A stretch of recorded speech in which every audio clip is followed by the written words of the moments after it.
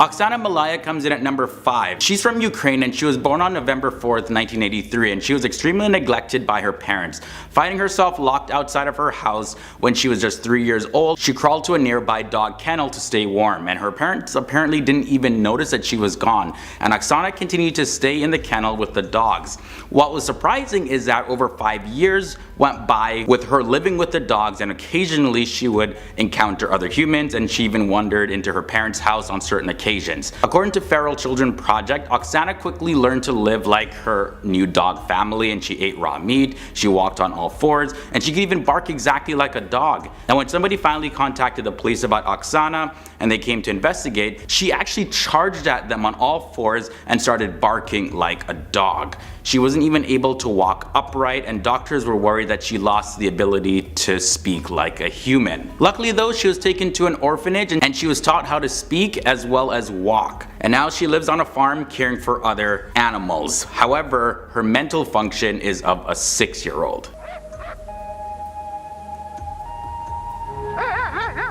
Next up we have Marcos Rodriguez Pantoja. Marcos was reportedly sold to a hermetic goat herder at the age of 7, but soon after he began to develop liking being by himself in the mountains. Having suffered years of being beaten from his stepmother, he enjoyed being by himself more in the mountains rather than human company, and he lived for 12 years in the wild with the wolves and other animals, and also he spent a lot of time trying to integrate himself back into society after this whole thing. In Marcos's own words, he said, "The animals guided me as to what to eat. Whatever they ate, I ate. The wild boars ate tubers buried under the soil. They found them because they smelt them. When they were digging the soil looking for them, I threw a stone at them and they would run away, and then I would steal the tubers." He also developed a really special relationship with a family of wolves, and he even shared one point where the wolves brought some meat for their young ones, and he was so scared because he was hungry, he wanted to have the meat, and he was scared that the wolves were going to bite him, attack him, and turn on him. But no, what did they do? They offered him food, and he was a part of their pack. He also had a snake as a companion, and you know, when he was found, the scariest thing about his life that he said was actually being integrated back into society. So he struggled being in a confined apartment as well as sleeping on a bed, and then you know, the noises of the city really scared him because he was used to noises of the wild. Chaidi is up next. This is one of the most fascinating cases of feral children and involves Ning Chaidi. As the story goes, she went missing in the jungles of India at the age of 4, and she miraculously showed up after 38 years in 2012. Locals had been hearing rumors and stories about a jungle girl for years, but of course, like most tales, they were just dismissed as that and weren't taken seriously. Now she went missing in India close to where it borders Myanmar, and was later found in Myanmar, where she was living fully uncovered without any clothes in a cemetery. And you know, when they found her, surprisingly for living so much of her life in the jungle, she was very human-like and not as animal-like as similar feral children in this episode. Ivan Mishakov is up next, and he was born in the year 1992. Ivan Mishakov, he lived with the wolves between the ages of 4 and 6, and he ran away from home to escape his mother's alcoholic and abusive boyfriend, and that is when he joined the pack of dogs. Ivan, he gained the dogs' trust by giving them food, and in return they protected him, and over time Ivan became the leader of the pack, and he was taken by the police 3 times, and he actually ended up escaping with the help of the pack. And he was ultimately captured, however, and he started to learn language pretty well, very fast. And in 2019, he was 27 years old, and he said that he's grateful for the wolves that saved him, kept him warm in the winter, as well as he's grateful for the police that found him and the foster mom that raised him. And last up, there is Marina Chapman. Marina Chapman, she's an author and lives in England, and her book is an autobiography. And you know, she went to multiple publishers and they actually refused it because they thought that the story was a lie. Her story goes like this. Marina was kidnapped as a kid, but then she was abandoned in the jungle of Colombia, and she was taken in by a group of capuchin monkeys, which are surprisingly known to accept human children into their groups. And the animals taught Marina how to catch birds and rabbits with her hands so that she could take care of herself. After 5 years, she was found by some hunters who ended up selling her to a brothel, and at that point she couldn't even speak like a human. She ran away from the brothel eventually, and she lived on the streets, and she became a slave to a mafia family. Eventually she managed to get to England and worked as a nanny, and that's where she met her future husband and they started a family. Now the story is so surprising that even scientists doubted it. However, Carlos Condi, who is a professor in Colombia, reported that he did tests and used photos to see how Marina would react, and they suggest that yeah, her story was actually true. Then they also studied her x-rays and they found that her bones had Harris lines, and these lines indicate that she suffered severe malnutrition as a child. We have the human Barbie, Valeria Lukyanova. The media can often set unrealistic body standards that can really screw with someone's self-confidence, self-worth, as well as the way they see themselves. And here we have Ukrainian model Valeria Lukyanova, who turned herself into a real-life Barbie. Now she has a very tiny waist and completely disproportionate body, icy blue eyes like Barbie dolls, and she claims that she's had breast implants, but the rest of her is all 100% natural. Valeria apparently uses heavy makeup and contact lenses over her natural greenish blue eyes, and for years she said in interviews that all she ate was light and air. And there's actually a name for this kind of diet. It's called breatharianism.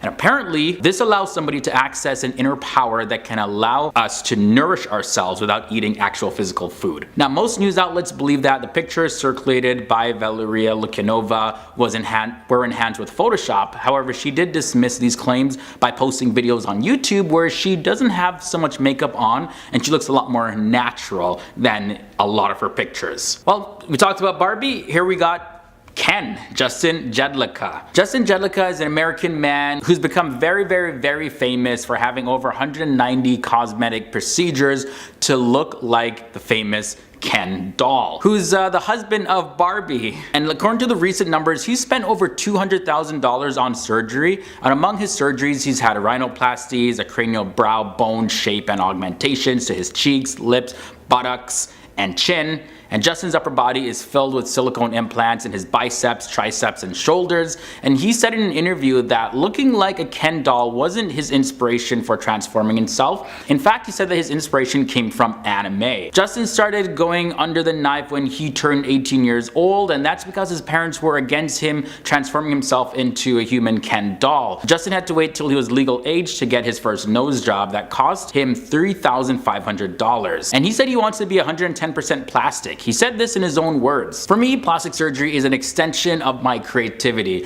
I have a reputation of being one of the most extreme plastic surgery addicts in the world, and I love continuing to push the limits. I still have a long way to go before I can say I'm 100% plastic. The case at number 3 brings us the human elf, Melinda Moon. Elves have been a big thing ever since those fantasy stories have been in existence, and Melinda Moon, who's a Canadian-based model, has been a fan of mythological creatures since she was a child.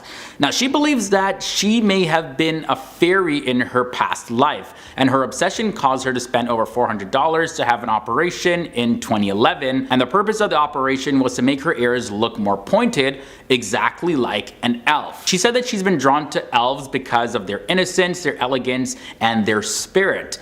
After having the surgery, Melinda Moon said that she would never go back to being human, and all she lacks is the glitter and wings to fly. She even had the tops of her ear cartilage skinned and pieces cut off from the tips, just so that they can be even more pointy, and the surgery lasted about 2 hours. That sounds really painful. And when she described the treatment, she said that it was a bit uncomfortable the day after.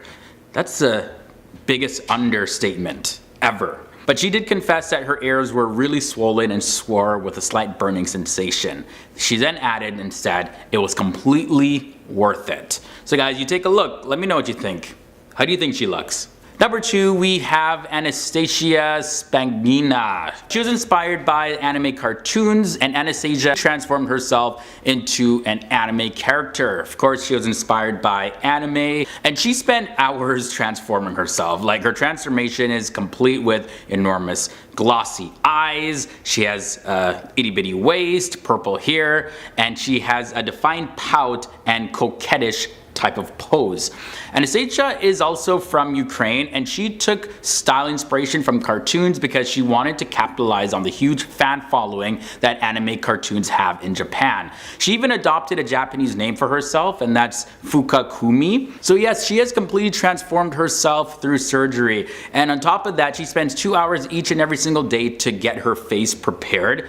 The process involves applying heavy and very detailed makeup that takes a lot of patience and takes her 30 minutes to put her makeup on one eye. She stands just 5 feet 2 inches tall, and she's already reported to have slimmed down and weighs just a little over 84 pounds. She eventually wants to have surgery to permanently reshape her eyes as well as reduce the circumference of her entire waist. Now, number 1, we have Herbert Chavez, who transformed himself into the real-life Superman. Having real-life Superman protecting our world is obviously a fantasy. Like, I guess some of us wish Superman was real, others like don't really give a damn about Superman. But either way, Superman has been a fantasy and somebody that young boys really look up to. Now, one man took this a little too serious though, Herbert Chavez from the Philippines. He literally transformed himself into the Man of Steel. Herbert Chavez had over 23 surgeries so that he could look like Superman. And this happened over a period of 18 years. Herbert Chavez has had a nose job, liposuctions, skin whitening and fillers and jaw work. And his surgeon does most of the work for free in exchange for Herbert Chavez promoting him in the media. Although in spite of that, he has spent over $5,000 US in various other cosmetic procedures on his body.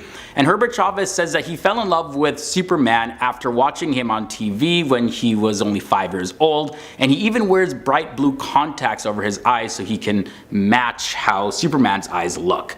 However, the doctors had to stop him from having his 24th surgery when they found out that Herbert Chavez was actually injecting himself with poisonous ab fillers. We have a man with crazy visual memory. His name is Steven Witcher, and he has this ability to look at anything once and then create a drawing of it in full detail, and it's very accurate. Steven Witcher was able to accurately recreate New York City. Like, this is New York City here, like one of the most complex cities in the world. And this was just after a brief helicopter ride above the city. Talk about serious photographic memory. Mike Ross, you got nothing on this guy. Number 4 brings us a very fascinating story, and this superpower was learned because it was sort of like a necessity. Seeing with sound. Meet Ben Underwood. Now, he lost his eyesight at just the age of 3 years old due to cancer. And his case is extremely unique. Ben is able to make this clicking sound using his mouth, and then he judges the echo produced to understand his surroundings just to avoid any obstacles that may be in his way. Now, this is a very unique ability and has allowed Ben to walk around without no assistance. And as you could imagine, being blind is a very difficult thing, especially if you're trying to walk around. But hey, this has allowed Ben to walk around without any assistance. He can ride his bikes and he can go and experience life as a normal child, or as normal as possible, without his eyesight, all due to this superpower that he's developed. This is one of those stories like you hear about it and like you're just so inspired, like, yeah, you can do anything. Like, this guy doesn't have any sight and he's still able to manage. A lot better than a lot of people manage with both their eyes working. Introducing the ability to throw up anything. Here we have Liang Yuzin of Chinese nationality who had surprised doctors with very extraordinary abilities. He can throw up anything out of his belly, like a live fish to a 50-inch chain. What the heck? Now, Liang has taken to regular swallowing fish, and he's now talking about going for the Guinness World Records in coin swallowing. Based on the latest records that I've found, the record is 10 by a man in Britain, and he said that he can do 11. Next, at number 2, we have like the real life Iceman here. So it seems that Wim Hof is completely immune to feeling any sort of cold. Wim Hof, this guy is insane because he actually climbed all the way up Mount Everest in nothing but a pair of bike shorts. Now, you know, Mount Everest, like temperatures on Mount Everest can vary from between minus 35 degrees Celsius and minus 60 degrees Celsius. Those are some harsh temperatures. That's the kind of temperature, like literally people have lost their lives in a matter of minutes without wearing the proper gear. And this guy's climbing up in shorts. What? But even beyond that, at number 1, we have Zamora the Torture King. Now that's a stage name used by Tim Cridland. Now this is a man who feels no pain. Tim has this ability that he can shock himself, and he does it for entertainment. He can even push needles and skewers through various parts of his body, and he doesn't feel it at all. Now Tim has become very popular, and the biggest question is, how does he not feel pain? Well, according to Tim, this is all done through self-hypnosis, and he's learned to just ignore the pain. I guess that would definitely come in handy, especially like if he was, you know how they do it like in those spy movies where they kidnap people and they like torture them for interrogation, and they torture them through their interrogation so that they can share information. Nope, this guy is perfectly fine.